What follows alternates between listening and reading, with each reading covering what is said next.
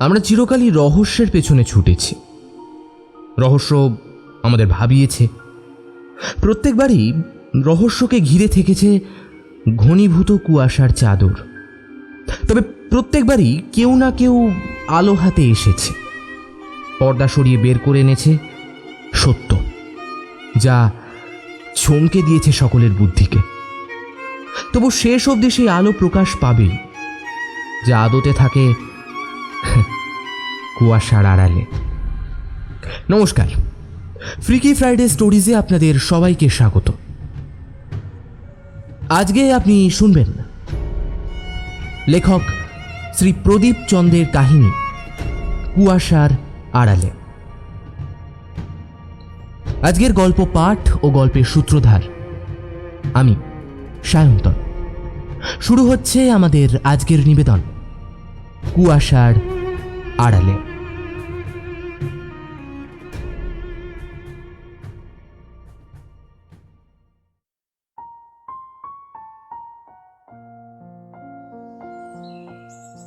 অগ্রহায়ণের সকাল, ঠান্ডা বেশ একটু লাগছে গায়ে। অন্যদিনের তুলনায় আজ একটু তাড়াতাড়ি ঘুম থেকে উঠেছেন রাধা। নিজের একমাত্র ভাইয়ের বিয়ের অনুষ্ঠানে যোগ দিতে পুরুলিয়া যেতে হবে আজ। বিয়ে, বৌভাত সব মিটিয়ে আবার নিজের বাড়ি এই বিষ্ণুপুরে ফিরতে ফিরতে তা 4-5 দিন তো লাগবেই। বছর চারেক হলেও এবাড়ির বড় ছেলে তরুণের সাথে বিয়ে হয়ে এ বাড়িতে বউ হয়ে এসেছেন রাধা। তরুণের বাবা হরিশ তিওয়ারি এবং রাধার বাবা বিনোদ পাণ্ডে ছিলেন অভিন্ন হৃদয়ের বন্ধু। রাধা জন্মাবার পর হরিশ বন্ধু বিনোদকে বলল, তোর মেয়েকে আমার ছেলের বউ করব। বন্ধুর প্রস্তাবে খুব খুশি হয়ে বিনোদ বললেন, আরে এ তো খুব ভালো খবর। তাহলে আজ থেকে আমরা আত্মীয়তার বন্ধনে আবদ্ধ হলাম। 4 বছরের বিবাহিত জীবন সুখের হয়নি রাধার। স্বামীর অবহেলা তাকে নিহত পীড়া দেয়। 4 বছরের একটা দিনও স্বামীর ভালোবাসা জোটেনি তার ভাগ্যে। এ বাড়িতে যেটুকু আশ্রয় ও নিঃশ্বাস নেওয়ার মুক্ত বাতাস, তা শ্বশুরমশাই ও বন্ধুসম একমাত্র দেবর তন্ময়। দুজনের খুব প্রিয় সে। খুবই শান্ত ও মিষ্টি স্বভাবের মেয়ে রাধা। দোষের মধ্যে একটু আনস্মার্ট ও সেকেলে সংস্কারে বিশ্বাসী। বাবার জোড়াজুড়িতে অনিচ্ছা সত্ত্বেও রাধাকে বিয়ে করতে বাধ্য হয় তরুণ। কলেজে পড়ার সময় সহপাঠী পামেলার সাথে তার ঘনিষ্ঠ সম্পর্ক গড়ে ওঠে। পামেলা সুন্দরী, শিক্ষিতা, স্মার্ট। তার পাশে রাধা একেবারে সাদামাটা। জ্ঞান হওয়ার আগে সেই কবে বাবা তার বন্ধুকে কথা দিয়েছেন, তা অবজ্ঞা করা যাবে না। এ যেন রামের বনবাস মাথা পেতে নেওয়া। তরুণ তাই রাধাকে আজও স্ত্রী হিসেবে মেনে নিতে পারেননি। সমবয়সী হওয়ার সুবাদে বৌদি রাধার সাথে তন্ময়ের সুন্দর সখ্যতা গড়ে উঠেছে। বছর 1.5 হলো তন্ময়ের বিবাহ হয়েছে অঙ্কিতার সাথে। তার মাস 6 পর হরিশ 2 দিনের অজানা জ্বরে হঠাৎই মারা যান। তরুণ এবং তন্ময়ের মা রাধার সাথে তরুণের বিয়ের অনেক আগেই গত হয়েছেন। শ্বশুরমশাই চলে যাওয়ার পর থেকে খুব নিঃসঙ্গ হয়ে পড়েছেন রাধা। হরিশের মৃত্যুর পর তার প্রতিষ্ঠিত তেওয়ারি অ্যান্ড সন্স, যা বিষ্ণুপুরে একটি সুপ্রসিদ্ধ বস্ত্র প্রতিষ্ঠান, তার পরিচালনভার তরুণের ওপর বর্তায় এবং তার সুনিপুণ দক্ষতায় 1 বছরের মধ্যে এই প্রতিষ্ঠানটির ব্যাপক সম্প্রসারণ ঘটেছে। বর্তমানে যা এই অঞ্চলের আধুনিকতম প্রতিষ্ঠানের শিরোপা অর্জন করে নিয়েছে। এর জন্য আশপাশের অন্যান্য দোকানের ব্যবসা অনেকটাই মার খেয়েছে। ছোট ভাই তন্ময় পূর্ব রেলে চাকুরিরত, বর্তমানে ধানবাদে পোস্টিং। তার বউ অঙ্কিতা বিষ্ণুপুরের বাড়িতেই থাকে, কারণ ধানবাদে এখনো কোনো স্থায়ী বাসস্থান জোগাড় করে উঠতে পারেনি সে। তাই তন্ময় বউকে নিজের কাছে নিয়ে যায়নি। রোজ দুবেলা অবশ্য ফোন করে বৌদি ও অঙ্কিতার সাথে কথা বলে সে। সচরাচর এর নড়চড় হয় না। বিয়ের অনুষ্ঠানে যোগ দিতে রাধা একাই যাচ্ছে। অনেক অনুরোধ করা সত্ত্বেও তরুণ যেতে রাজি হয়নি। অগত্যা রাধাকে একা যেতে হচ্ছে। গতকাল অঙ্কিতার মা এসেছেন খালি বাড়িতে মেয়েকে সঙ্গ দিতে। ঘড়িতে এখন সকাল 8টা। অঙ্কিতা সকালের জলখাবার তৈরি করে সকলকে পরিবেশন করেছে। এমন সময় তন্ময়ের ফোন এলো তরুণের মোবাইলে। ওপার থেকে তন্ময় জিজ্ঞেস করলো, এই তোরা কখন বেরোচ্ছিস? উত্তরে তরুণ ছোট ভাইকে জানালো, আরে আমরা নয়, শুধু তোর বৌদি। এই কি বলছিস তুই? বৌদি একা যাচ্ছে? এই হ্যাঁ রে, তোর লজ্জা করে না? নিজের একমাত্র শালকের বিয়ে আর তুই নাকি যাবি না? আমাদের বাড়ি থেকে আর কেউ যেতে পারছে না। কি মনে করবে বলতো বৌদির বাড়ির বাকি লোকেরা? আরে আরে আমাদের কি কোনো মান সম্মান থাকবে? আরে বাবার সম্মানের একটু তো কদর করতিস ভাই। ভাইয়ের ক্ষুব্ধ বকুনি শুনে তরুণ বলল, কি মুশকিল? আরে দোকান সামলাবে কে? আমার পক্ষে কি যাওয়া সম্ভব? তুই নিজে বল না। দোকান তারাপদটা সামলাবে। আমি ফোন করে বলে দিচ্ছি, তুই এক্ষুনি তৈরি হ, তুই বৌদির সাথে যাবি। এটাই আমার শেষ কথা। গিয়ে পৌঁছে আমাকে ফোন করবি। ছোট ভাইয়ের অভিভাবক সুলভ বকাবকিতে অনিচ্ছা সত্ত্বেও যাবার জন্য তৈরি হতে হয় তরুণকে। উফ, ঠিক আছে, এত করে যখন বলছিস, কিছু তো আর করার নেই, যেতেই হবে তাহলে। পৌঁছে আমায় ফোন করে জানাবি কিন্তু। আমি কিন্তু চিন্তায় থাকবো।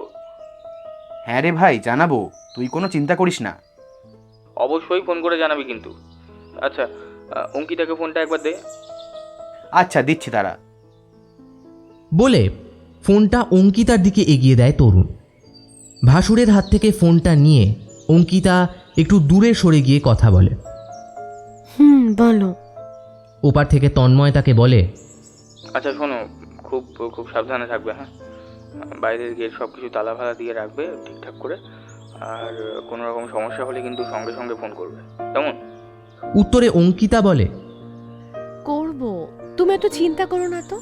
তোমার বউকে কেউ চুরি করতে আসবে না। তুমি তোমার ডিউটিটা করো মন দিয়ে। আমি এদিকটা ঠিক সামলে নেব। না না, বিষয়টা তুমি হালকাভাবে নিচ্ছ। বিষয়টা হালকাভাবে নিও না, দিনকাল খুব খারাপ। জানোই তো সব আজকাল কি হচ্ছে। তন্ময় সিরিয়াস।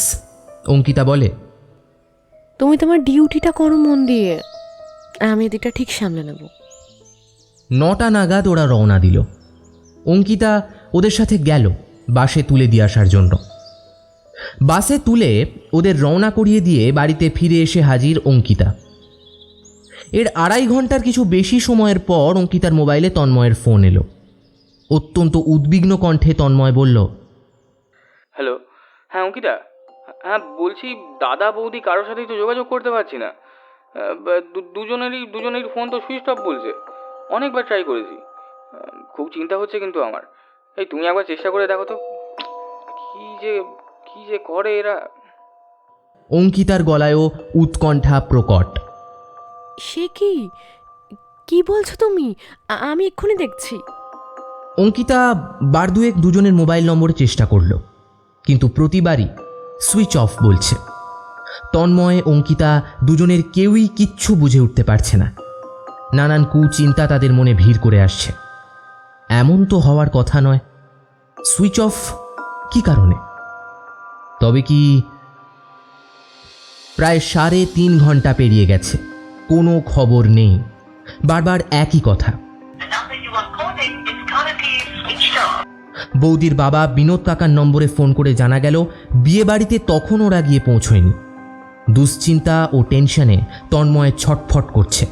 পারলে এখনই উড়ে চলে আসে বিষ্ণুপুরের বাড়িতে, কিন্তু তা তো সম্ভব নয়। অঙ্কিতারও একই অবস্থা। প্রতিটি মিনিট উৎকণ্ঠা ক্রমশ বাড়িয়ে দিচ্ছে। কি করবে দুজনের কেউই ভেবে কোনো কুল কিনারা করতে পারছে না। অঙ্কিতার মা অনুরাধা অঙ্কিতার বাবাকে ফোন করে জানিয়েছেন। শুনে তিনি রওনা দিয়েছেন বিষ্ণুপুরের উদ্দেশ্যে। দুপুর গড়িয়ে বিকেল হয়ে গেছে, কোনো খবর নেই। কোনোভাবেই যোগাযোগ করা সম্ভব হয়নি। গন্তব্যস্থলে পৌঁছানোরও কোনো খবর নেই। বিষয়টা পরিষ্কার বিপদের ইঙ্গিত করছে এখন। অঙ্কিতার বাবা সুদর্শন বাবু এসে পড়েছেন। জামাইয়ের সাথে আলোচনা করে পুলিশের কাছে যাওয়ার সিদ্ধান্ত নিয়েছেন। তন্ময়ও বাড়ি চলে আসার প্রস্তুতি নেওয়ার প্রক্রিয়া শুরু করেছে। থানার ডিউটি অফিসার ঘটনার বিবরণ শুনে জানালেন এখনই কোনো মিসিং ডায়েরি নেওয়া যাবে না। 24 ঘন্টা পার হলে তবে কমপ্লেন ফাইল করা যাবে। তবে তাদের কাছে কোনো দুর্ঘটনার খবর এলে তারা তা জানিয়ে দেবেন। এখনো পর্যন্ত কোনো রোড অ্যাক্সিডেন্টের খবর তাদের কাছে নেই। পরের দিন সকাল 6টা তন্ময় বিধ্বস্ত চেহারায় বিষ্ণুপুরের বাড়ি এসে পৌঁছল। অঙ্কিতা তন্ময়ের বুকের ওপর ঝাঁপিয়ে পড়ে কান্নায় ভেঙে পড়ল। পথশ্রমের ক্লান্তি ও এই দুশ্চিন্তায় তন্ময় খুবই বিধ্বস্ত তখন। অনুরাধা জামাইয়ের উদ্দেশ্যে বললেন, তুমি একটু বিশ্রাম করে খেয়ে নাও বাবা। না মা, আমার খাওয়ার ইচ্ছে নেই। তা বললে কি চলবে বাবা? এখন শরীর ঠিক রাখা বেশি জরুরি। বিপদে বিচলিত হলে চলে না। জামাইকে বোঝানোর চেষ্টা করে অনুরাধা। কোনো রকম একটু ফ্রেশ হয়ে সামান্য ব্রেকফাস্ট করে শ্বশুর এবং জামাই বের হন থানার উদ্দেশ্যে। থানায় পৌঁছতেই ডিউটি অফিসার বললেন, আসুন আসুন, একটা খবর এসেছে এই বাঁকুড়া থানা থেকে।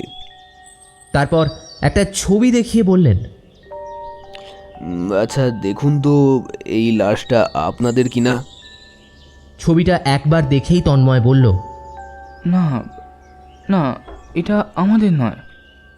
ডিউটি অফিসার বললেন, তাহলে বরং একটা মিসিং ডায়েরি করে যান। আর কোনো খবর এলে জানিয়ে দেওয়া হবে। আর হ্যাঁ, দুজনের ফটো দিয়ে যাবেন কিন্তু। যথারীতি মিসিং ডায়েরি করে এবং তন্ময়ের মোবাইল ফোনে থাকা দাদা বৌদির ছবি ডিউটি অফিসারকে দিয়ে দুজনে থানা থেকে বেরিয়ে এলেন। এখন শুধু অপেক্ষার পালা। প্রতিটা প্রহর যেন চূড়ান্ত উৎকণ্ঠার সুদীর্ঘ প্রহর। প্রতি মুহূর্ত দুঃসংবাদের অপেক্ষার মুহূর্ত। এখন এটা পরিষ্কার যে কোনো সময় আসবে সেই দুঃসংবাদ। যে এদিকে বারংবার পুরুলিয়া থেকে বিনোদ কাকার ফোন আসছে। কিছু খবর পেলে? একই উত্তর দিয়ে যেতে হচ্ছে তন্ময়কে। প্রতীক্ষিত সংবাদটা এলো বেলা 10টা নাগাদ। থানা থেকে ফোন এলো, দুটো লাশ পাওয়া গেছে পুরুলিয়া থেকে 5 কিলোমিটার দূরে। একটা দেহ জঙ্গলের ভেতর, অন্যটা রেল লাইনের ওপর। পুরুলিয়া স্টেশন থেকে 5 কিলোমিটার দূরে রেল লাইনের ট্র্যাকের পাশে একটা লাশ পড়ে আছে। পুরুষ, বয়স আনুমানিক 32-33। রেল লাইনের নিচে 100 মিটার দূরে ঝোপ জঙ্গলের মধ্যে আরও একটা মৃতদেহ মহিলার, বয়স 28 থেকে 30। অল্প অল্প দুর্গন্ধ নাকে আসছে। মৃতদেহে পচন ধরতে শুরু করেছে। জায়গাটা অতিশয় নির্জন। কাছাকাছি কোনো লোকালয় চোখে পড়ছে না। মৃত দুজনেরই চোখ বোজা। দুটি মৃতদেহ পুলিশ ঘিরে রেখেছে। কিছুক্ষণের মধ্যে গোয়েন্দা অফিসার এসে পড়বেন। তন্ময় ও তার শ্বশুর মশাই ঘটনাস্থলে সবেমাত্র এসে পৌঁছল। উপস্থিত পুলিশ কর্মীরা তাদের একে একে দুটো মৃতদেহের কাছে নিয়ে গেলেন শনাক্তকরণের জন্য। কিছুক্ষণ কোনো কথা বেরোলো না তন্ময়ের মুখ থেকে, যেন কোনো দুঃস্বপ্ন দেখছে সে। মর্মান্তিক এই দৃশ্য তাকে দেখতে হবে তা ছিল কল্পনার অতীত। বেশ কিছুক্ষণ সময় লাগলো নিজেকে সামলে নিতে। তারপর অনেক কষ্টে সে বলল, আমার দাদা বৌদির মৃতদেহ। দাদা! পুরুলিয়া স্টেশনের দিক থেকে রেলের ট্র্যাক ধরে দ্রুত পায়ে এগিয়ে আসছেন দুজন মানুষ, চোখে সানগ্লাস। কাছে আসতে বোঝা গেল একজন স্বনামধন্য সিআইডি অফিসার পরীক্ষিত পাকরাশি এবং অন্যজন তার সহকারী অফিসার সুব্রত রাহা। প্রথমে তরুণের মৃতদেহের কাছে এসে পাকরাশি পুলিশ কর্মীদের জিজ্ঞাসা করলেন, লাশ কি এখানে পড়েছিল? একজন পুলিশ কর্মী উত্তরে বললেন, না স্যার, ট্র্যাকের ওপর পড়েছিল। ট্রেন চলাচল চালু রাখার জন্য রেলের অনুরোধে লাইন থেকে সরিয়ে রেখেছি। পাকরাশি আবার জিজ্ঞেস করলেন, আচ্ছা, আগের পজিশনের ছবি তুলে রাখা হয়েছে? অপর পুলিশ কর্মী উত্তর দিলেন, হ্যাঁ স্যার। কিছু পেলেন আপনারা? না স্যার, আমরা আপনার জন্যই অপেক্ষা করছিলাম। পাকরাশি এবার সুব্রতকে বললেন, সুব্রত, একটু দেখো। এবং অন্যদের উদ্দেশ্যে বললেন, আপনারা সাহায্য করুন। বসের আদেশ পেয়ে হাতে গ্লাভস পরে নিয়ে সুব্রত ঝুঁকে পড়ে পরীক্ষা করে বললেন, স্যার, এটা তো দ্বিখণ্ডিত হয়ে গেছে। ঠিক আছে সুব্রত, চলে এসো, আমি দেখে নিয়েছি। আর অন্য মৃতদেহটি কোথায়? পুলিশ কর্মীদের উদ্দেশ্যে বললেন পাকরাশি। কয়েকজন পুলিশ কর্মী তাদের নিয়ে গেলেন যেখানে রাধার লাশ পড়ে আছে। পাকরাশি হাতে গ্লাভস পরে নিয়ে উল্টে পাল্টে মৃতদেহ পরীক্ষা করে বললেন, শরীরে কোনো আঘাতের চিহ্ন নেই, গলায় মসৃণ কিছু দিয়ে ফাঁস লাগিয়ে হত্যা করা হয়েছে। মনে হচ্ছে ইলেকট্রিকের তার জাতীয় কিছু একটা জড়িয়ে কাজটা করা হয়েছে। তারপর মৃতার বাঁ হাতের দিকে নজর যেতেই দেখলেন হাতে পরা লোহার বালার সাথে একটা চেন জড়িয়ে রয়েছে। সঙ্গে সঙ্গে তিনি সুব্রতকে ডেকে বললেন, সুব্রত, এভিডেন্স প্যাকেট বার করে এটা তুলে রাখো। স্টিলের একটা গলার হার, মাঝখানে একটা স্বস্তিক লকেট, সম্ভবত আততায়ীর, সেটা সংগ্রহ করে সুব্রত এভিডেন্স প্যাকেটে ঢুকিয়ে রাখল। কিছু কি বুঝতে পারছো সুব্রত? পাকরাশির প্রশ্নের উত্তরে সুব্রত বললেন, সম্ভবত স্ত্রীকে খুন করেই আততায়ী নিজে আত্মহত্যা করেছে। না সুব্রত, না। যে চেনটি তুমি রাখলে সেটি তাহলে কার? আর অন্যজনের গলায়ও একই রকমের দাগ রয়েছে। দুজনকেই একই রকমভাবে হত্যা করা হয়েছে। তারপর একজনকে এখানে এবং অন্যজনকে রেল লাইনে নিয়ে গিয়ে ফেলা হয়েছে, যাতে মনে হয় খুন করে আততায়ী আত্মহত্যা করেছে। এখান থেকে রেল লাইন পর্যন্ত খুব ভালো করে দেখো। ভারী কিছু টেনে নিয়ে যাওয়ার চিহ্ন অস্পষ্ট হলেও এখনো বোঝা যাচ্ছে। একদম ঠিক বলেছেন স্যার। এই দেখুন, পাতা ও ঘাসের উপর ঘষটে নিয়ে যাওয়ার দাগ এখনো ভালোই বোঝা যাচ্ছে। উপস্থিত পুলিশ কর্মীদের পাকরাশি মৃতদেহ দুটি পোস্টমর্টমের জন্য পাঠিয়ে দিতে বললেন। এরপর পাকরাশির নজর তন্ময় ও তার শ্বশুর মশাইয়ের দিকে গেল। তাদের উদ্দেশ্যে তিনি বললেন, আপনারা কি ভিকটিমদের আত্মীয়? উত্তরে তন্ময় বলল, হ্যাঁ, আমার বৌদি ও আমার বড় ভাই। সন্ধ্যায় থানায় দেখা করবেন। তন্ময়ের উদ্দেশ্যে কথাটি বলে সুব্রতকে নিয়ে পাকরাশি চলে গেলেন। সন্ধ্যা 7টা নাগাদ তন্ময় থানায় পৌঁছল। তাকে দেখে পাকরাশি বললেন, আসুন, আপনার জন্যই অপেক্ষা করছি। বসুন। সামনে রাখা একটা চেয়ারে তন্ময় বসল। আপনার নাম? তন্ময়ের উদ্দেশ্যে পাকরাশির প্রথম প্রশ্ন। তন্ময় তেওয়ারি। পাকরাশির পরবর্তী প্রশ্ন। ওরা ওখানে কেন গিয়েছিলেন? উত্তরে তন্ময় বলল, বৌদির বাবার বাড়ি পুরুলিয়ায়। বৌদির একমাত্র ভাইয়ের বিয়ে ছিল। সেই অনুষ্ঠান অ্যাটেন্ড করতেই দাদা আর বৌদি গতকাল, অর্থাৎ 2রা ডিসেম্বর ওই সকাল 9টা নাগাদ বাড়ি থেকে বেরিয়েছিলেন। আপনার বাবা মা? বাবা প্রয়াত হয়েছে 1 বছর হলো, আর মা অনেক আগেই মারা গেছেন। আপনার সাথে আপনার দাদা বৌদির সম্পর্ক কেমন ছিল? খুবই ভালো। আচ্ছা, আপনার দাদা বা বৌদির কোনো অ্যাফেয়ার্স ছিল কি? আমার বৌদি ছিলেন একজন অত্যন্ত ঘরোয়া, সুশীলা ও সংস্কারী। তার কোনো অ্যাফেয়ার্স থাকার কোনো প্রশ্নই ওঠে না। আর দাদার ব্যাপারে বলতে গেলে সেক্ষেত্রে বলতে হয়, কলেজে পড়ার সময় দাদার সহপাঠী পামেলাদির সাথে দাদার একটা ঘনিষ্ঠ সম্পর্ক গড়ে উঠেছিল। দাদার ইচ্ছে ছিল পামেলাদিকেই বিয়ে করার, কিন্তু বাদশাদে আমার বাবা তার বন্ধুর কাছে প্রতিশ্রুতিবদ্ধ ছিলেন। তাই বাধ্য হয়েই দাদাকে বাবার কথা দেওয়া তার বন্ধুর মেয়ের সাথেই বিয়ের পিঁড়িতে বসতে হয়। কিন্তু বৌদিকে কোনোদিনই দাদা তার স্ত্রীর মর্যাদা দেননি। এজন্য আপনার বৌদি কোনো অশান্তি করেননি? বৌদি খুবই নিরীহ প্রকৃতির ভালো মানুষ ছিলেন। কষ্ট হলেও তা নিজের মনের মধ্যেই রাখতেন। কোনোদিন তার বহিঃপ্রকাশ দেখাননি। বৌদির মতো মানুষ আজকালকার যুগে অতি বিরল। আচ্ছা, পামেলার সাথে আপনার দাদার সম্পর্ক ও যোগাযোগ কি এখনো অব্যাহত ছিল? ছিল। আচ্ছা, গতকাল বিয়ের অনুষ্ঠানে যোগ দিতে যাবার কথা কি আগে থেকে ঠিক হয়েছিল, নাকি হঠাৎ করেই ঠিক হয়? আমি দূরে থাকি। আমার যতদূর জানা তা হলো, প্রথমে শুধু বৌদি যাবে এমনটাই ঠিক ছিল। গতকাল সকালে ফোন করেই তা আমি জানতে পারি। আমি বকাবকি করাতে দাদার মত পাল্টিয়ে দাদাও বৌদির সাথে যেতে বাধ্য হয়। অর্থাৎ আপনার দাদার যাওয়াটা তাৎক্ষণিকভাবে ঠিক হয়, তাই তো? পাকরাশি একটু চিন্তা করে নেন, তারপর বলেন, পামেলার ফোন নাম্বার আছে আপনার কাছে? না, পামেলাদির ফোন নাম্বার আমার কাছে নেই। তবে এটা জানি যে পামেলাদি নাকি বাঁকুড়ার একটা নামজাদা হোটেল স্বপ্নিলের রিসেপশনিস্ট কাম অ্যাডমিনিস্ট্রেটিভ চিফ। ওখানে গেলেই তাকে পেয়ে যাবেন। আপনার কোনো কাকা বা জাটতুতো ভাই আছেন? আমার বাবার একজন বড় ভাই ছিলেন, তিনি বাবার আগেই মারা গেছেন। তার একমাত্র ছেলে অর্থাৎ আমার জ্যাঠতুতো দাদা, নাম রতন তেওয়ারি, খুবই বাউন্ডুলে স্বভাবের, তেমন কোনো কাজকর্ম করেন না, একটু দুষ্টু প্রকৃতির মানুষ। প্রমোটারদের হয়ে ওই দালালির কাজ করে থাকেন আর কি। পাকরাশি অল্প কিছু সময় একটু চিন্তা করলেন, তারপর আবার প্রশ্ন করলেন। আচ্ছা, আপনি কি জানেন আপনার দাদা বৌদি পুরুলিয়া যাওয়ার জন্য বাস, ট্রেন বা ট্যাক্সি কোনটা ব্যবহার করেছেন?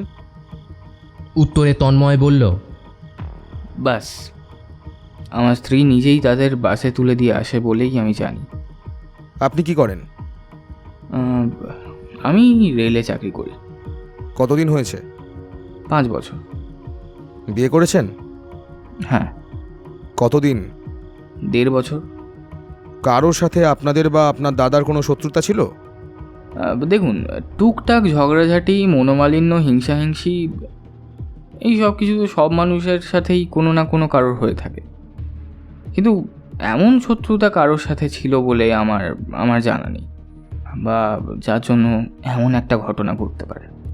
ঠিক আছে, এখন আপনি যান, প্রয়োজনে পরে আবার কথা হবে।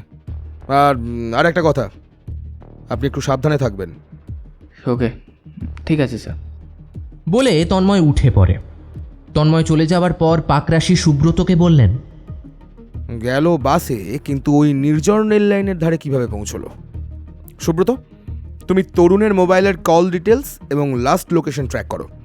আশা করছি কল ডিটেলস থেকে পামেলার নাম্বারটাও পেয়ে যাবে, আর পামেলার মোবাইলের কল ডিটেলসও বের করে নিও, কেমন? লাস্ট কল লোকেশনটা পেলে বিষয়টা অনেকটাই পরিষ্কার হয়ে যাবে। ওই পরিবারের বাকি সদস্যদের কল রেকর্ড চেক করে দেখো কিছু পাও কিনা। সুব্রত বললেন, ওকে স্যার। আর ডেড বডি যেখানে পাওয়া গেছে তার 5 কিলোমিটারের মধ্যে কোনো জনবসতি নেই।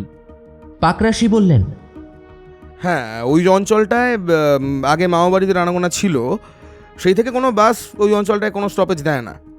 স্থানীয় আদিবাসী লোকজন ছাড়া ওখানে বাইরের কেউই যায় না। যাক সে কথা, তুমি বরং এক কাজ করো, সমস্ত রিপোর্ট কালই আমাকে রেডি করে দেবে। কাল থেকে আমাদের অপারেশন শুরু হবে জোর কদমে। পাকরাশির কথার উত্তরে সুব্রত জানায়, শিওর স্যার, সম্পূর্ণ রিপোর্ট আপনাকে কাল অবশ্যই দেব। পরের দিন সুব্রত বেরিয়ে যেতে পাকরাশি কাগজ কলম নিয়ে বসেছেন। দুজন বাসে চড়লেন পুরুলিয়া যাবেন বলে, কিন্তু কেউ বা কারা তাদের খুন করে ওখানে ফেলে এলো।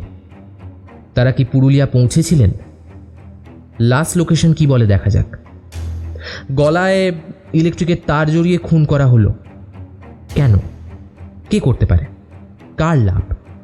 পামেলা, তন্ময়, না জাটতুতো ভাই রতন, অথবা কোনো ব্যবসায়িক প্রতিদ্বন্দ্বী, নাকি অন্য কেউ? কে সে? নানান সম্ভাবনার অঙ্ক কষা চলছে। 9টা নাগাদ সুব্রত এসে জানালো, স্যার, সকলের কল রেকর্ড চেক করা হয়েছে। তরুণ এবং রাধার লাস্ট লোকেশন দেখাচ্ছে পুরুলিয়া। তরুণের সাথে একটি নম্বরে রোজ কথা হতো, সম্ভবত সেটি পামেলার নম্বর। রাধা এবং পরিবারের অন্য দুজনের কল রেকর্ডসে সেরকম কিছুই পাওয়া যায়নি। পামেলার নম্বরটা ভেরিফাই করে কল ডিটেলস পরে আপনাকে জানাচ্ছি আমি। ঠিক আছে, তুমি পোস্টমর্টেম রিপোর্ট টানার ব্যবস্থা করো। অবশ্যই স্যার। দুপুর 2টোর সময় সুব্রত পোস্টমর্টম রিপোর্ট হাতে ঘরে ঢুকলেন। পাকরাশি তখন ইন্ডিয়া শ্রীলঙ্কা ক্রিকেট ম্যাচ দেখছিলেন। সুব্রতকে দেখেই রিমোটের অফ বাটনটি টিপে দিয়ে সুব্রতকে বললেন, পিএম রিপোর্ট পেয়েছো? উত্তরে সুব্রত বলল, হ্যাঁ স্যার, এই নিন রিপোর্ট। কি আছে রিপোর্টে? আপনার অনুমানই ঠিক। তার জাতীয় মসৃণ কিছু গলায় পেঁচিয়ে হত্যা করা হয়েছে। তার সাথে একটি চমকপ্রদ বিষয় হলো, হত্যা করার আগে তাদের পানীয়ের সাথে ঘুমের ওষুধ খাইয়ে দেওয়া হয়েছিল। স্ট্রেঞ্জ। Date and time? 2 ডিসেম্বর দুপুর 12টা থেকে 2টো। হত্যা করার পর রেল লাইনে দেহ ফেলে দেওয়া হয়েছে। তার মানে গত পরশু। ওকে, আর তোমার কল ডিটেলস কি বলছে? স্যার ওই নম্বরটা পামেলারই। ঘটনার দিন ওই নম্বরে একটা কল আসে, দুপুর 1:30 নাগাদ মতো হবে। পোস্টমর্টেম রিপোর্ট অনুযায়ী খুন হওয়ার টাইম দুপুর 12টা থেকে 2টোর মধ্যে, তাই ওই কলটি সম্পূর্ণ তাৎপর্যপূর্ণ।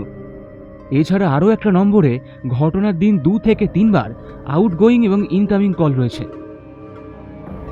পাকরাশি বললেন, তুমি তাহলে ওইগুলো চেক করে দেখো। Okay sir. 4টে নাগাদ সুব্রতকে নিয়ে পাকরাশি বেরোলেন। ঘণ্টাখানেকের কিছু কম সময় লাগলো হোটেলে পৌঁছতে। পাকরাশি ও সুব্রত হোটেলের ভেতরে প্রবেশ করলেন। রিসেপশনে একজন সুন্দরী মহিলা দাঁড়িয়ে আছেন, সম্ভবত রিসেপশনিস্ট। বয়স আনুমানিক 30-32 হবে। পাকরাশি গটগট করে এগিয়ে গেলেন সেই দিকে, পেছনে সুব্রত। আমি যদি খুব ভুল না করি, আমি নিশ্চয়ই পামেলা চ্যাটার্জির সঙ্গে কথা বলছি। পাকরাশি কথাগুলো সেই মহিলার উদ্দেশ্যে বলতেই তিনি উত্তরে বললেন, Yes, you are. What can I do for you, please? Pakrashi নিজের আই কার্ডটা পামেলার সামনে মেলে ধরলেন, তারপর বললেন, I want just 5 minutes from you. May I? Pamela অত্যন্ত তৎপরতার সাথে উত্তর দিলেন, Sure.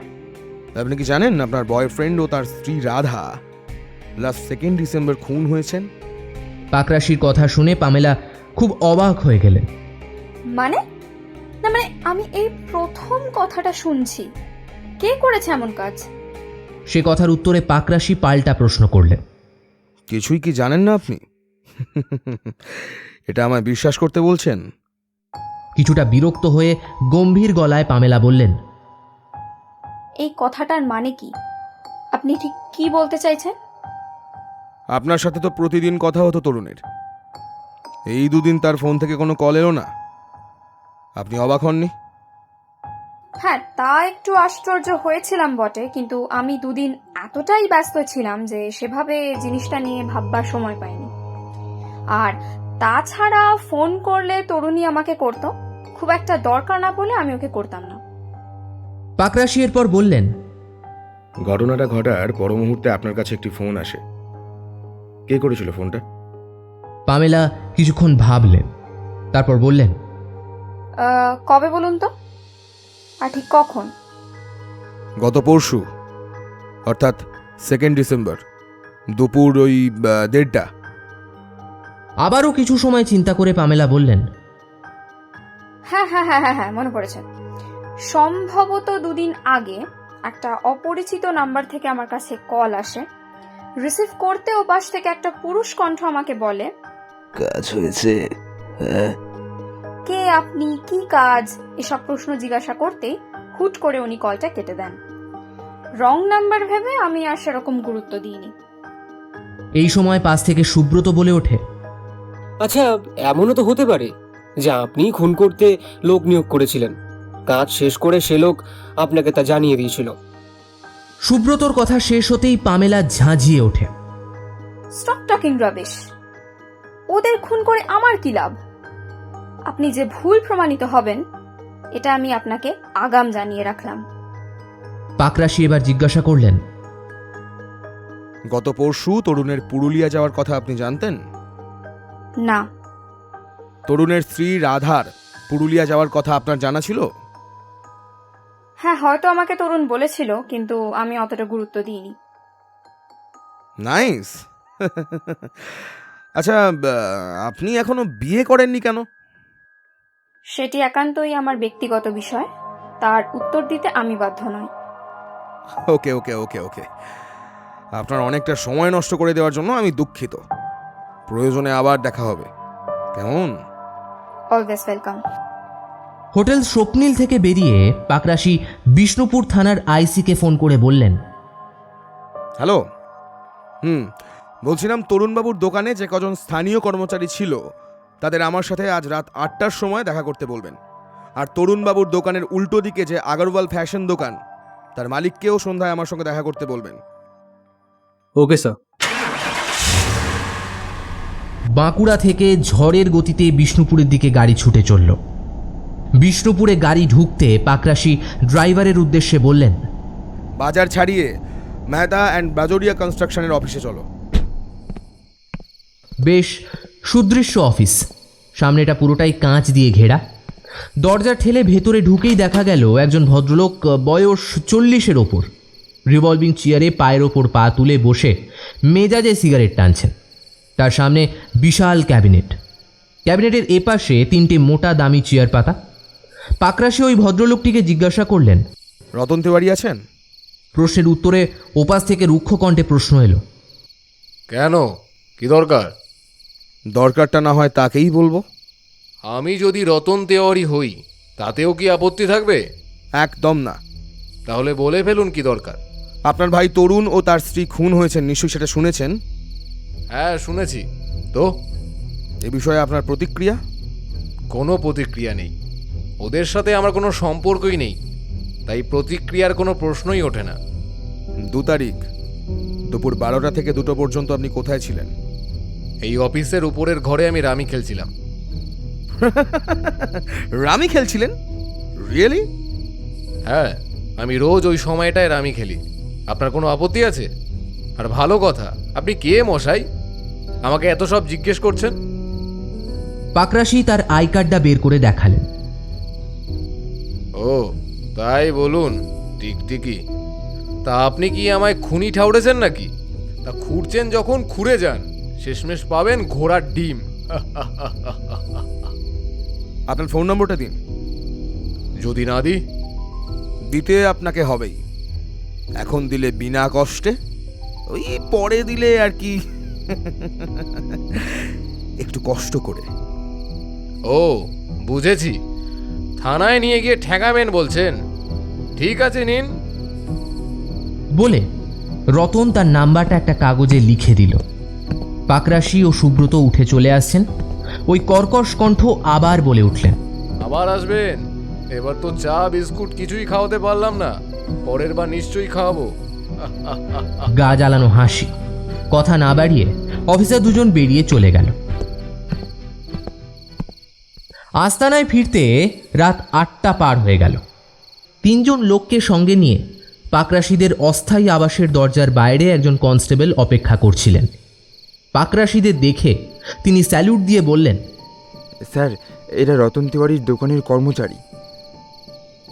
3 জনের চোখে মুখে একটু ভয়ের ছাপ। পাকরাশি বললেন, ভিতরে আসুন। পুলিশ কর্মচারীটি বললেন, আমি তাহলে আসছি স্যার।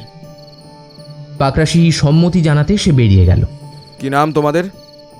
পাকরাশির গম্ভীর গলার প্রশ্নে তারা থতমত খেয়ে একে একে বলল, আগে আগে আমার নাম তারাপদ বেজ। আগে আমার নাম শম্ভু মান্ডি। আগে আমার নাম বুদ্ধিরাম মণ্ডল স্যার। তোমরা কতদিন ধরে কাজ করছো দোকানে? আগে আগে তারাপদরা শুরু থেকেই আছেন স্যার। আমাদের দুজনের এখানে মাত্র 10 বছর হয়েছে। মালিকের সাথে তোমাদের কোনো ঝামেলা? তারাপদ বলল, কখনোই হয়নি স্যার, উনি খুবই ভালো মানুষ, আমাদের বিপদে আপদে সব সময় সাহায্য করেছেন। আমরাও তাই বুক দিয়ে দোকানটাকে আগলে রেখেছি। উনি নিজের জন্য পয়সা খরচ করতে চান না, কিন্তু অন্যদের জন্য খুবই দরাজ মন। পুজোর সময় যেসব পুরনো স্টক থাকে তার থেকেই অনেক গরিব মানুষকে কাপড় জামা এমনিতেই দিয়ে দিতেন। ওর সাথে কারো কোনো শত্রুতা ছিল বলে জানো কি তোমরা? না স্যার, কোনো শত্রুতা ছিল না। শম্ভু বলে উঠল। কোনো 2 নম্বরী কাজে কি ও জড়িয়েছিল বলে তোমরা কিছু জানো? 3 জন খুব জোর দিয়ে বলল, না না স্যার, আমাদের মালিক কোনো রকম 2 নম্বরই কাজে জড়াতেই পারেন না। না না স্যার, একদমই না। আচ্ছা, শিবপ্রকাশ আগরওয়ালের সাথে তরুণবাবুর সম্পর্ক কেমন? তারাপদ বলল, শিবুবাবুর সাথে ওনার দোস্তি ছিল স্যার। তোমরা 3 জনে দোকান সামলাতে পারো? হ্যাঁ স্যার, সারা বছর যা কাস্টমার হয় তা আমরা 3 জনে খুব ভালো মতো সামলাতে পারি। ক্যাশে দাদা থাকে। প্রত্যেকবার পুজোর সময় মাস 2 আগে 4-5 জন এক্সট্রা কর্মচারী ঠিকায় নেওয়া হয়। পুজোর পরে আবার ওদের ছেড়ে দেওয়া হয়। তারাপদ বলে। লম্বা সেলাম ঠুকে 3 জন চলে গেল।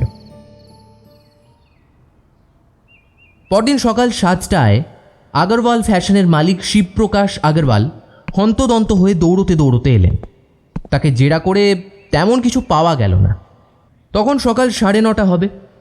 আইসির ফোন এলো পাকরাশির মোবাইলে। ওপাশ থেকে আইসি জানালেন, এই মাত্র স্যার তন্ময়ের উপর একটা প্রাণঘাতী হামলা হয়েছে। বাইক চড়ে বাস টার্মিনাস থেকে বাড়ি ফেরার পথে একটা গাড়ি দ্রুত গতিতে ধাক্কা মেরে বেরিয়ে যাচ্ছিল। কোনো ক্রমে নিজেকে বাঁচাতে গিয়ে বাইক উল্টে পড়ে গিয়ে বেশ জখম হয়েছে তন্ময়। হাসপাতালে নিয়ে যাওয়া হয়েছে স্যার ওকে। ফোনের এপাশ থেকে পাকরাশি বললেন, এমনটা হতে পারে তা আন্দাজ করেছিলাম। গাড়িটা ট্রেস করা গেছে? আমি বেরোচ্ছি, পোস্টে গিয়ে খোঁজ খবর করে দেখছি কেউ গাড়ির নম্বর দেখেছে কিনা। ফোন রেখে পাকরাশি সুব্রতকে বললেন, সুব্রত, হারিয়া হাসপাতালে যাও। তন্ময় আহত, ওর উপর হামলা হয়েছে, চিকিৎসার জন্য হাসপাতালে নিয়ে যাওয়া হয়েছে। বিষয়টা একটু অনুসন্ধান করে এসো। বসের নির্দেশে সুব্রত ঝড়ের বেগে বেরিয়ে গেলেন।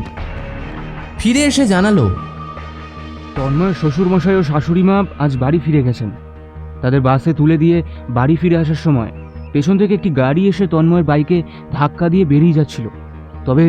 তবে সে সাইড মিররে দেখতে পেয়ে হ্যান্ডেলটা ঘুরিয়ে কোনো রকমে নিজেকে সরিয়ে নেয়, কিন্তু গতি বেশি থাকার কারণে তন্ময় ভারসাম্য রাখতে না পেরে বাইক সমেত পড়ে যায়।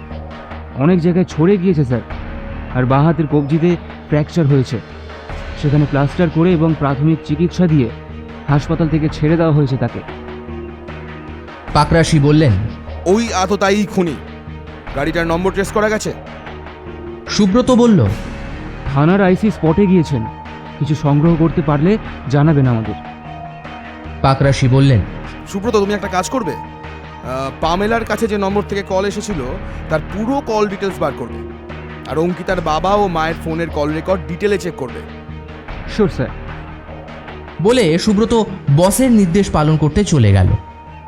মিনিট 15 পর সুব্রত এসে বলল, স্যার, পামেলার কাছে যে সন্দেহজনক কলটি এসেছিল সেই নম্বরটি থেকে শুধুমাত্র একটি কলই করা হয়েছে। আগে পরে আর কোনো রকম কল নেই। সম্ভবত শুধুমাত্র ওই কলটি করবার জন্যই ওই সিমটা নেওয়া হয়েছিল, এবং তা আমাদের বিভ্রান্ত করতে। পাকরাশি বললেন, ইউ রাইট, আই থিঙ্ক। আচ্ছা শোনো, বাকি কল রেকর্ডগুলো ভালো করে চেক করে বিকেলে আমাকে দেবে। Okay sir. বলে সুব্রত নিজের কাজে চলে গেল। এখনো পর্যন্ত তদন্তে তেমন একটা অগ্রগতি হয়নি। এখনো তেমন কোনো লিড পাকরাশিদের হাতে আসেনি যার থেকে খুনিকে ট্রেস করা সম্ভব। কিন্তু বিকেলে সুব্রতর সংগ্রহ করা কল ডিটেলস থেকে এমন একটা বিষয় তাদের নজরে এলো যা তদন্ত প্রক্রিয়ার মোড় ঘুরিয়ে দিল, এবং যার থেকে অনেকটাই তারা সঠিক দিশায় এগিয়ে যেতে সক্ষম হলো। ঘড়িতে তখন 5টা, সন্ধে হয়ে গেছে। সুব্রত কল রেকর্ডস নিয়ে এসে একটা বিশেষ নম্বর মার্ক করে পাকরাশিকে বললেন, পুরো কল রেকর্ডসে এই নম্বরটা আমার অদ্ভুত লাগলো। বছর দেড়েক আগে পর্যন্ত এই নম্বরটায় দুজনের ফোন থেকেই প্রতিদিন বেশ কয়েকবার ফোন গেছে এবং এসেছেও, কিন্তু বছর খানেক ধরে ওই নম্বরে কোনো ফোন করা হয়নি। ওই নম্বর থেকেও কোনো ফোন তাদের নম্বর দুটোয় যায়নি। শুনে পাকরাশিকে বেশ খুশি খুশি দেখালো। তারপর বললেন, এক্সেলেন্ট, এবার তুমি ওই নম্বরটার কল ডিটেলস চেক করো। সব রহস্য ওখানেই হয়তো লুকিয়ে রয়েছে। সুব্রত বলল, রাইট স্যার। শোনো, তার আগে একটু গরম জিলিপি আর মুড়ি আনাও দেখিনি, একটু এনার্জি দরকার আমার। বসের নির্দেশের উত্তরে সুব্রত বলল, হ্যাঁ স্যার, আমি এক্ষুনি আনাচ্ছি। গরম গরম জিলিপি ও মুড়ি খেতে খেতে পাকরাশি সুব্রতকে বলল, তুমি রতন তিওয়ারি ও ওই সন্দেহজনক নম্বরটির কল ডিটেল গভীরভাবে চেক করো। রাতে ওটা নিয়ে বসা হবে। আশা করছি আজ একটা লিড হাতে আসতে চলেছে। সুব্রত বলল, অবশ্যই স্যার, আমি এখন গিয়েই ওটা বার করব। খাওয়া শেষ করে সুব্রত থানার কম্পিউটার রুমের উদ্দেশ্যে বেরিয়ে গেল। পাকরাশি সাহেবও বেরিয়ে গেলেন কোনো বিশেষ কাজে। আস্তানায় ফিরলেন রাত 8:30 নাগাদ। সুব্রত তখনও ফেরেনি। ঘরে ঢুকে লাইট জ্বাললেন, তারপর বিছানায় গা এলিয়ে দিলেন। অল্পক্ষণের মধ্যে ঘুম এসে গেল। একটা টানা ঘুম লাগালেন। বোধহয় রহস্যের জট কিছুটা ছেড়েছে। ঘুম ভাঙতে দেখলেন পাশের বিছানায় সুব্রত ঘুমিয়ে আছে। সুব্রতকে আর বিরক্ত করলেন না, তন্ময়ের নম্বরে ফোন করলেন। রাত্রি তখন প্রায় 10টা। ওপাশ থেকে ফোন রিসিভ করতেই পাকরাশি প্রশ্ন করলেন, কি শরীর কেমন? ওপাশ থেকে উত্তর এলো, আর কেমন, সারা শরীরে অসহ্য যন্ত্রণা। ব্যথার ওষুধ খেয়েছেন? হ্যাঁ খেয়েছি, এই কিছুক্ষণ আগেই খেয়েছি। আপনার এরকম শারীরিক অবস্থায় আপনাকে কিছু জিজ্ঞাসা করা একেবারেই অনুচিত, কিন্তু কি করব বলুন, আমাদের কাজটাই এমন। না না, আপনি আপনি কি জানতে চান বলুন না। আপনার জারতুতো দাদা রতন আপনাদের বিয়েতে এসেছিলেন? ওপাশ থেকে উত্তর এলো। হ্যাঁ, এসেছিলেন তো। তখন কিছুদিন সম্পর্কটা স্বাভাবিক হয়েছিল। কারণটা হলো, একজন চৌরাস্তার পাওনাদার রতনকে কলার ধরে হেনস্থা করছিল। দাদা দোকানে যাওয়ার সময় তা দেখতে পায়। তো শত হলেও একই পরিবারের অংশ। তো দাদা সেই পাওনাদারকে 50,000 টাকা মিটিয়ে দিয়ে সেই যাত্রার জন্য রক্ষা করেছিল ওকে। তো সেই জন্যই কিছুদিন আবার আসা যাওয়া শুরু হয়। আমার বিয়ের সম্বন্ধ বৌদি অর্থাৎ রতন তার স্ত্রী ঠিক করেছিলেন। অঙ্কিতার বাবা বৌদির দুঃসম্পর্কের আত্মীয়, কিন্তু সেই 50,000 টাকা চাওয়ায় আবার অশান্তি শুরু। পাকরাশি আবার প্রশ্ন করলেন, তাহলে বিয়ের অনুষ্ঠানে আপনার শ্বশুর বাড়িতে নিশ্চয়ই রতনবাবু উপস্থিত ছিলেন? উত্তরে তন্ময় বললেন, হ্যাঁ, অবশ্যই। ওদের তরফ থেকে নিমন্ত্রণ ছিল রতনদার, বৌদির ও তার ছেলে। রতনদা একা কোথাও যায় না, একজন কোনো না কোনো সাংরেদকে নিয়েই যায়। তো সেও গিয়েছিল রতনদার সাথে। আচ্ছা, আপনার বিয়ের ভিডিওগ্রাফি করা হয়েছিল? পাকরাশি পুনরায় জিজ্ঞাসা করলেন। হ্যাঁ, হয়েছিল তো। দু তরফের জন্য একই ভিডিওগ্রাফার ঠিক করা হয়েছিল। রতনদাই দু তরফার হয়ে একজনকেই ঠিক করে দিয়েছিলেন। পেমেন্ট যার যারটা সেই দিয়েছিল। আপনার বিয়ে এবং রিসেপশনের ভিডিও আমার কাছে পাঠাতে পারবেন? অবশ্যই পারবো। আমি আধ ঘন্টার মধ্যেই আপনাকে হোয়াটসঅ্যাপে পাঠিয়ে দিচ্ছি। হ্যাঁ। বলে পাকরাশি ফোন কেটে দিলেন। আধ ঘন্টার কিছু আগেই পুরো ভিডিওটা পাকরাশি সাহেবের কাছে এসে গেছে। তার কিছুক্ষণ পর সুব্রত ঘুম থেকে উঠলেন। বসের উদ্দেশ্যে বলল, স্যার আপনি কখন উঠেছেন? অনেকক্ষণ। তুমি ঘুমাচ্ছিলে বলে ডিস্টার্ব করিনি। স্যার, কল রেকর্ডসটা আপনার ড্রয়ারে রেখে দিয়েছি। ভেরি ইন্টারেস্টিং, দেখে নেবেন স্যার। শিওর, আজ পুরোটাই অ্যানালিসিস করতে হবে। আশা করছি খুনিকে ট্রেস করে ফেলতে পারবো আজই। তুমি ফ্রেশ হয়ে নাও আর তারপর ডিনারের বন্দোবস্ত করো। এক্ষুনি করছি স্যার। বলে সুব্রত বাথরুমের দিকে চলে গেল। ডিনার টেবিলে রাতের খাবার খেতে খেতে সুব্রত বলল, স্যার, রতনবাবুর অ্যাঙ্গেলটা বিশেষ নজর দেওয়া উচিত নয় কি? এই ফ্যামিলিকে শেষ করে দিতে পারলে ওর লাভই সব থেকে বেশি। তারপরে পামেলা আর তার মোটিভও জোরালো নয় কি স্যার? রাধাকে সরিয়ে দিলে তার রাস্তাও তো পরিষ্কার। এবার পাকরাশি বাধা দিয়ে বললেন, সুব্রত, ভুল করো না। রাধার সাথে তরুণও খুন হয়েছে। সুব্রত পাল্টা যুক্তি দিল, পরিকল্পনা করা ছিল রাধাকে খুন করা, কারণ রাধার একারই যাওয়ার কথা ছিল। তবে শেষ মুহূর্তে তরুণ সঙ্গী হন, তাই সমস্তটা ঘেটে সেম সাইড হয়ে যায়। পাকরাশি বললেন, হতে পারে, তবে আমার কাছে অতটা জোরালো বলে মনে হচ্ছে না। খাওয়া শেষ হতেই পাকরাশি সুব্রতকে বললেন, তুমি এক কাজ করো, তন্ময়ের পাঠানো ভিডিওটি তোমার ল্যাপটপে নিয়ে প্লে করো। হ্যাঁ স্যার, করছি স্যার। বলে সুব্রত ভিডিওটা তার ল্যাপটপে সেন্ড করে প্লে করল। পাকরাশি সাহেব বললেন, বিয়ের দিনের অংশটা দেখো। দেখছি স্যার। দুজনে ছবি দেখতে থাকে। একটা ছবি দেখে পাকরাশি বলে ওঠে, সুব্রত, থামো থামো থামো, এই ছবিটা জুম করো। কিছু বুঝতে পারছো? হ্যাঁ স্যার। কি? স্যার, খুনি। এটা চটপট প্রিন্ট আউট নাও তো, এক্ষুনি চটপট। এক্ষুনি নিচ্ছি স্যার। পরের দিন খুব ভোরে উঠে পাকরাশি সাহেব কোথায় বেরিয়ে গেছে। ঘুম থেকে উঠে সুব্রত তাকে দেখতে পায়নি। বালিশের পাশে একটা চিরকুট পড়ে আছে, তাতে লেখা, সুব্রত, জরুরি কাজে বেরোচ্ছি, আজ তোমার ছুটি। সন্ধ্যা নাগাদ পাকরাশি ফিরলেন। এসেই সুব্রতকে বললেন, কাল ভোর 5টায় তৈরি থেকো, একটু বেড়াতে যাব।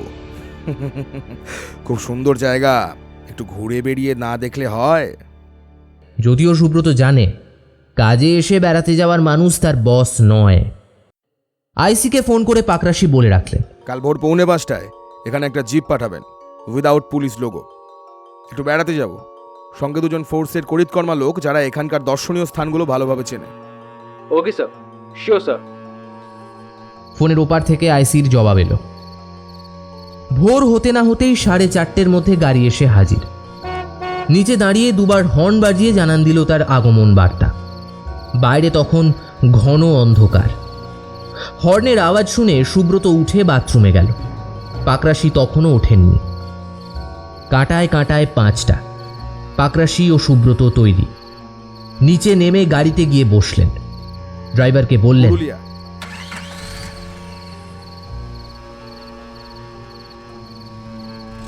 ফাঁকা রাস্তা দিয়ে গাড়ি দুরন্ত গতিতে ছুটে চলেছে। উল্টো দিক থেকে আসা ট্রাক হুসহুস করে পাশ দিয়ে বেরিয়ে যাচ্ছে।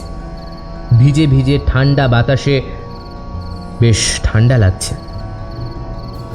সূর্য উঠতে উঠতে গাড়ি বাঁকুড়া অতিক্রম করে এগিয়ে যাচ্ছে। অবশেষে 2.25 ঘন্টার যাত্রা শেষে পুরুলিয়ায় ঢুকে পড়ল গাড়ি। একটা 4 মাথার মোড়ে পাকরাশি সাহেবের নির্দেশে গাড়ি দাঁড় করানো হলো। চাদর মুড়ি দিয়ে একজন লোক গাড়ির দিকে এগিয়ে আসছে।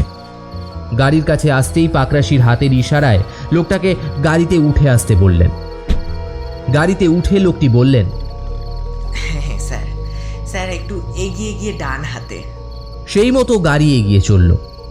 ডান হাতি রাস্তা ধরে মিনিট 3 যাওয়ার পর লোকটা বলল, ব্যাস ব্যাস ব্যাস ব্যাস স্যার, ধন্যবাদ ধন্যবাদ। বাঁ হাতের ওই হলুদ রঙের বাড়িটা, আমি ওখানেই নেমে যাব স্যার। পাকরাশি বললেন, ঠিক আছে, তুমি নেমে যাও। লোকটা গাড়ি থেকে নেমে ডান পাশের একটা গলি দিয়ে অদৃশ্য হয়ে গেল। পাকরাশি ড্রাইভারের উদ্দেশ্যে বললেন, গাড়ি ব্যাক গিয়ারে নিয়ে ডান হাতি গলিতে পার্ক করো। পাকরাশির কথা মতো ড্রাইভার গলিতে গাড়ি পার্ক করতে পাকরাশি ও সুব্রত গাড়ি থেকে নেমে পড়লেন। সহযাত্রী দুজনের উদ্দেশ্যে পাকরাশি বললেন, একজন আমাদের সাথে আসুন, আর একজন দূর থেকে ফলো করুন। 3 জন হলুদ রঙের বাড়িটার দিকে এগিয়ে গেলেন। গেটের বাইরে কলিং বেল বাজাতে একজন মধ্যবয়সী মহিলা গেট থেকে মুখ বাড়িয়ে জিজ্ঞাসা করলেন, কাকে চাই? পাকরাশি বললেন, রাকেশ রাজবংশী। ভদ্র মহিলা বললেন, রাকেশ তো ঘুমোচ্ছে। একটু ডেকে দিন, বলুন ট্যুরিস্ট। ভদ্র মহিলা ভেতরে চলে গেলেন। মিনিট 5 পর পাজামা ও গেঞ্জি গায়ে এক সুদর্শন যুবক বেরিয়ে এলেন। কে? কোথা থেকে আসছেন আপনারা? কি গাড়ি চাই আর কোথায় কোথায় ঘুরবেন? একসাথে অনেকগুলো প্রশ্ন করল যুবকটি। উত্তরে পাকরাশি বললেন, ওই 2 তারিখের গাড়িটা। বলতেই যুবকটি ক্ষণিকের জন্য থমকালো। পরক্ষণেই পালাবার চেষ্টায় দৌড়বার উপক্রম করতেই সুব্রত ও সঙ্গের পুলিশ কর্মীটি ঝাঁপিয়ে পড়ে ধরে ফেললেন তাকে। আমি কিছু করিনি স্যার, স্যার আমাকে ছেড়ে দিন স্যার, স্যার স্যার আমি কিছু করিনি স্যার, স্যার বলে পাকরাশির পা জড়িয়ে ধরতে গেল যুবকটি। পাকরাশি বললেন, এই এই এই এই চল চল, সোজা হয়ে দাঁড়া। আমরা কেউ কিছু বলেছি যে তুই কিছু করেছিস? তুই তো পালাচ্ছিলি শুধু শুধু। না হলে তো আমরা জানতেই পারতাম না যে তুই কিছু করেছিস। কি বোকা তুই, কি বোকা। ততক্ষণে সেই ভদ্রমহিলা আবার বেরিয়ে এসেছেন। তিনি চিৎকার করে বললেন, এই যে শুনছো? কি গো, কারা যেন কুকাকে ধরে নিয়ে যাচ্ছে, কি গো? বলে একজন 60-এর কাছাকাছি বয়সের মোটাসোটা ভদ্রলোক, পরনে লুঙ্গি, খালি গা, বেরিয়ে এলেন। পাকরাশি তাকে জিজ্ঞাসা করলেন, আপনার ছেলে? পাকরাশি পকেট থেকে আই কার্ড বার করে দেখালেন। তারপর বললেন, আমরা 2 জনকে মার্ডার ও একজনকে অ্যাটেম্প টু মার্ডারের অভিযোগে গ্রেপ্তার করেছি। আপনারা বিষ্ণুপুর থানায় খোঁজ নেবেন। ততক্ষণে পথ চলতি মানুষজন ও প্রতিবেশীদের একটা জটলা তৈরি হয়ে গেছে। পাকরাশি বলতেই পুলিশ কর্মী 2 জন ভিড় সরিয়ে দ্রুত আসামিকে নিয়ে গাড়ির দিকে এগিয়ে চলল। আবার দ্রুত গতিতে গাড়ি ছুটে চলেছে বিষ্ণুপুরের দিকে। রোদ ক্রমশ কড়া হচ্ছে, মিঠে কড়া। দুপাশের দৃশ্যপট ঝড়ের বেগে পেছনে ছুটে যাচ্ছে। বাঁকুড়ার কাছাকাছি আসতেই পাকরাশি প্রথমে তন্ময়ের শ্বশুরমশাই সুদর্শন মিশ্রকে ফোন করে খবরটা দিয়ে বললেন, সুদর্শন বাবু, খুনিকে গ্রেপ্তার করা হয়েছে। আর সন্ধ্যায় আমার আস্তানায় আপনার নিমন্ত্রণ রইল, অবশ্যই একবার আসুন। তারপর রাধার বাবা বিনোদ পাণ্ডেকে ফোন করলেন পাকরাশি। আপনার মেয়ে ও জামাইয়ের খুনি ধরা পড়েছে। আপনি আজ সন্ধ্যায় আমার অস্থায়ী ঠিকানায় চলে আসুন। শেষ ফোনটি করলেন আইসি বিশ্বনাথ তলাপাত্রকে। বললেন, আপনার একজন অতিথিকে নিয়ে আসছি, সঙ্গে করেই আনছি। আর শুনুন, 2 জন মহিলা কনস্টেবল রেডি রাখবেন।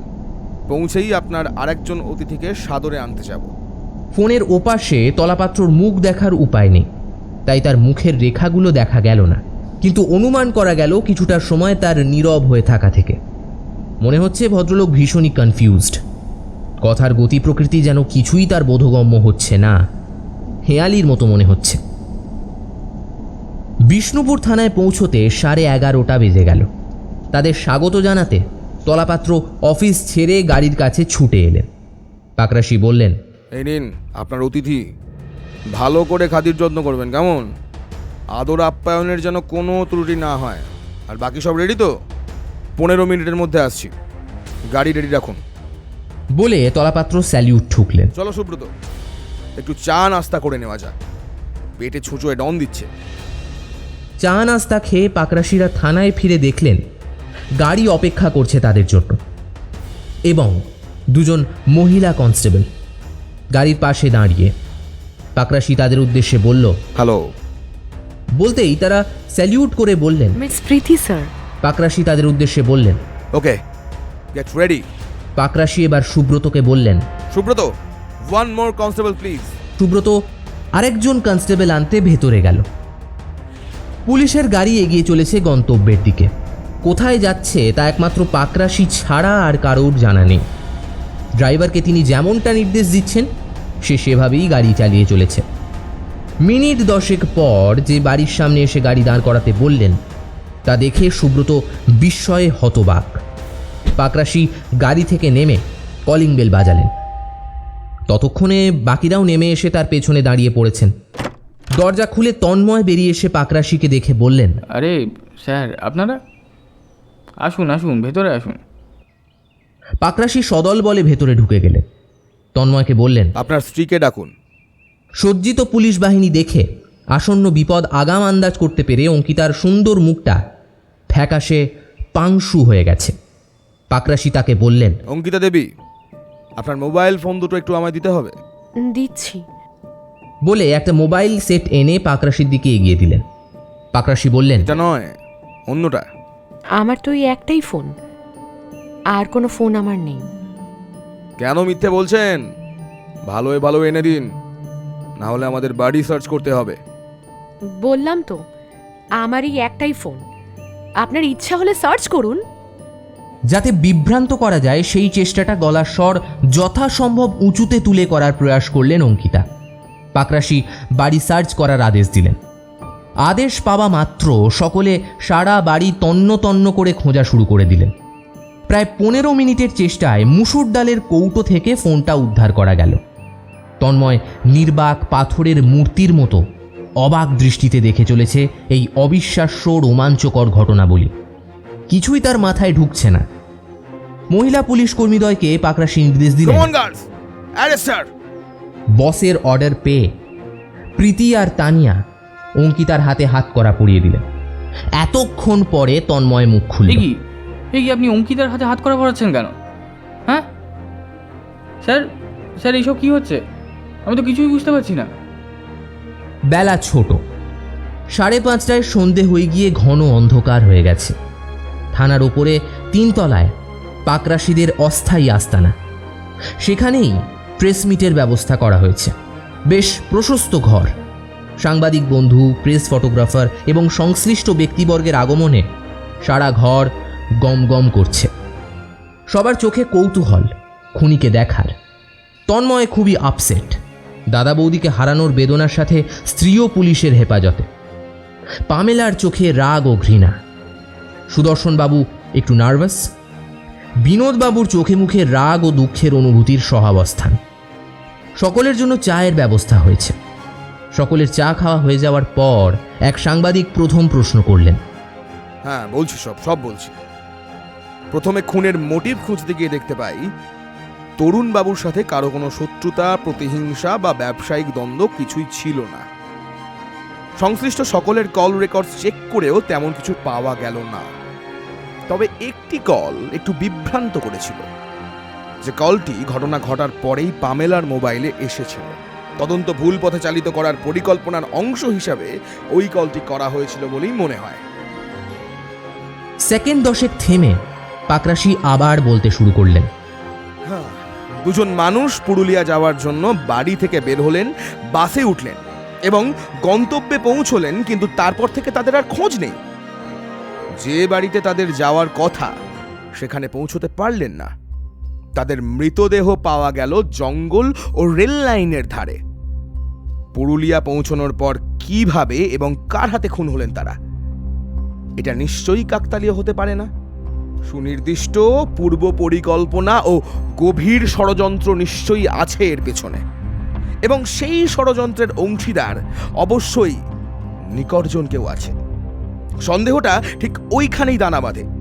এবার অন্য অ্যাঙ্গেল থেকে চেক করতে তন্ময়ের শ্বশুর ও শাশুড়ির কল রেকর্ডস থেকে একটি নম্বরের হদিশ পাই, যে নম্বরটিতে বছর দেড়েক আগে পর্যন্ত রোজ 2-3বার করে কল আসতো এবং যেত। কিন্তু তারপর থেকে ওই নম্বরটিতে দুজনের নম্বর থেকে কোনো কল যায়নি এবং আসেওনি। এটাই একটা বড় লিড। ওই নম্বরটির কল ডিটেল পরীক্ষা করতেই সব ধোঁয়াশা কেটে গেল। ওই নম্বরটায় শুধুমাত্র একটি নম্বরে যোগাযোগ রয়েছে। ঘটনার আগের দিন, ঘটনার দিন ওই নম্বর থেকে বেশ কয়েকবার কল গেছে এবং এসেছে, এবং নম্বরটির লোকেশন ভিকটিমের বাড়ি দেখাচ্ছে। যদিও আমি আগেই জানতাম, বা আমি আগে একটু আন্দাজ করেছিলাম। ইনফরমার নিয়োগ করলাম প্রি ম্যারাইটাল অ্যাফেয়ার্সের ব্যাপারে খবর জোগাড় করতে। ইতিবাচক খবর হাতে আসে। তন্ময়ের বিয়ের অনুষ্ঠানের ভিডিওগ্রাফি থেকে খুনির ছবি আইডেন্টিফাই করা গেল। অন্যতম ভিকটিম রাধার হাতের বালার সাথে স্বস্তিক লকেট সহ যে চেনটি জড়িয়েছিল সেটি ছবিতে খুনির গলায় ঝুলছিল। গ্লাস থেকে দু চুমুক জল খেয়ে পাকরাশি আবার বলতে লাগলেন, হ্যাঁ, তো বিয়ের আগে থেকেই তন্ময়ের স্ত্রীর সাথে রাকেশের ঘনিষ্ঠ সম্পর্ক ছিল। কিন্তু তারা জানতো না অঙ্কিতার বাবা কখনোই রাকেশের সাথে অঙ্কিতার বিবাহ দেবেন না। একে তার কোনো স্থায়ী রোজগার নেই, আর তার উপর অব্রাহ্মণ। গৌড়া ব্রাহ্মণ সুদর্শন বাবু কোনো মতেই বিয়েতে মত দেবেন না, সেটা ধরে নিয়ে তারা দুজন ষড়যন্ত্র রচনা করে। রাকেশ অঙ্কিতাকে বলে তন্ময়কে বিয়ে করে নিতে। বিয়ের পর তারা পুরো পরিবারটাকে খতম করে। দোকান চাকরি সব হাতিয়ে নিয়ে দুজনে সংসার পাতাবে বলে শুধুমাত্র। আবার একটু গলা ভিজিয়ে নিয়ে বলা শুরু করলেন পাকরাশি।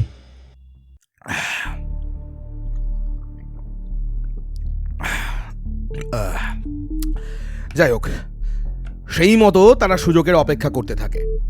2রা ডিসেম্বর সুযোগটি আসে, যার কথা পিয়ালি মারফত 2-3 দিন আগেই জেনে যায় রাকেশ।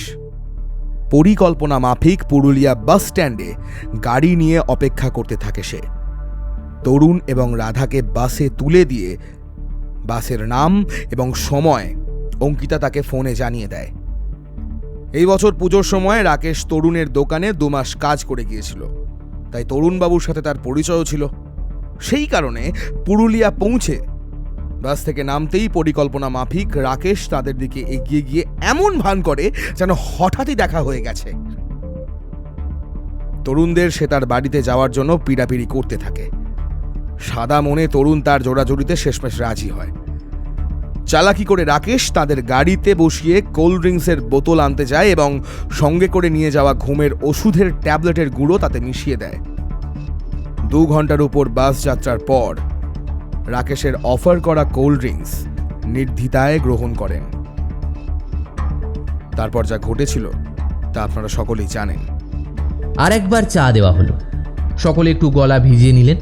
এবার শেষ করার পালা।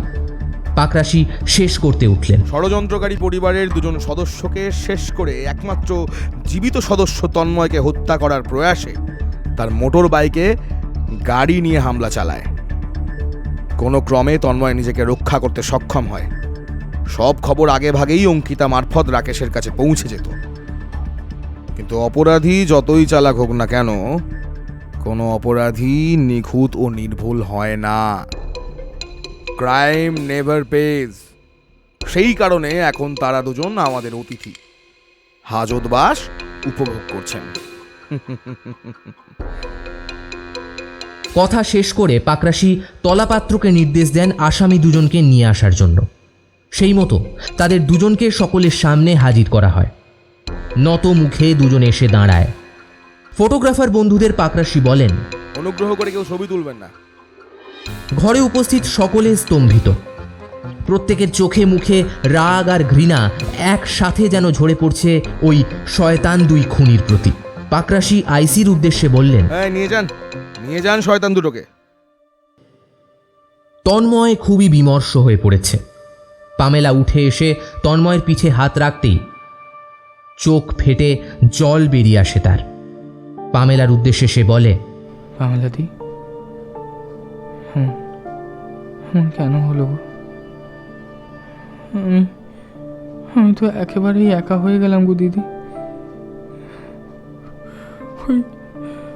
ওই ফাঁকা বাড়িতে আমি কি করে থাকবো? কার জন্য ছুটে ফিরবো এখন আমি বাড়ি? কার জন্য ফিরবো? পামেলার চোখও জলে ভরে ওঠে।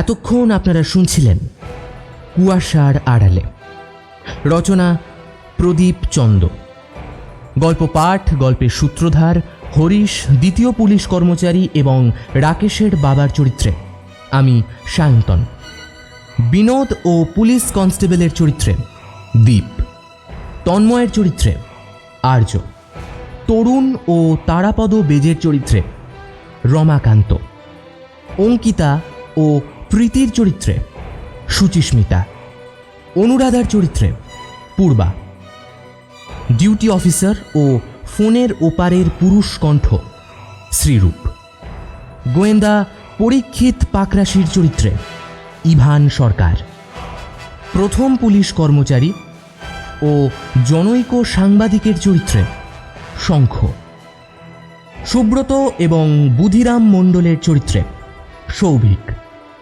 পামেলা ও তানিয়ার চরিত্রে উজ্জয়িনী, বিষ্ণুপুরের আইসির চরিত্রে সৃজন, রতন তেওয়ারির চরিত্রে অমিত, শম্ভু মান্ডির চরিত্রে আর্য, রাকেশের মায়ের চরিত্রে নবনীতা, গাড়ির আগন্তুক এবং রাকেশের চরিত্রে যথাক্রমে অরিত্র এবং অভিজিৎ।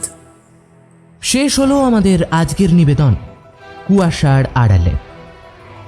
গল্পটি যদি আপনাদের ভালো লেগে থাকে তাহলে ভিডিওটিকে প্লিজ একটি লাইক করে দেবেন, সাবস্ক্রাইব করে পাশে থাকবেন আমাদের, আর হ্যাঁ, বেল নোটিফিকেশনটা অন করে দেবেন আমাদের চ্যানেলে প্রত্যেক সপ্তাহের গল্পগুলোর আপডেট সবার আগে পাওয়ার জন্য। এছাড়াও কমেন্ট বক্সে আমাদের কমেন্ট করে জানাবেন আপনার মূল্যবান মতামত। আমাদের সমস্ত গল্পের আপডেট পেতে আমাদের ফলো করতে পারেন ফেসবুকে। আমাদের ফেসবুক পেজের লিঙ্ক আপনারা পেয়ে যাবেন এই গল্পের ডেসক্রিপশন বক্সে। তাহলে আজ এই পর্যন্তই। আগামী সপ্তাহে আবার দেখা হবে নতুন একটা নিবেদনের সাথে। সবাই ভালো থাকবেন, সুস্থ থাকবেন এবং আমাদের পাশে থাকবেন। শুভরাত্রি।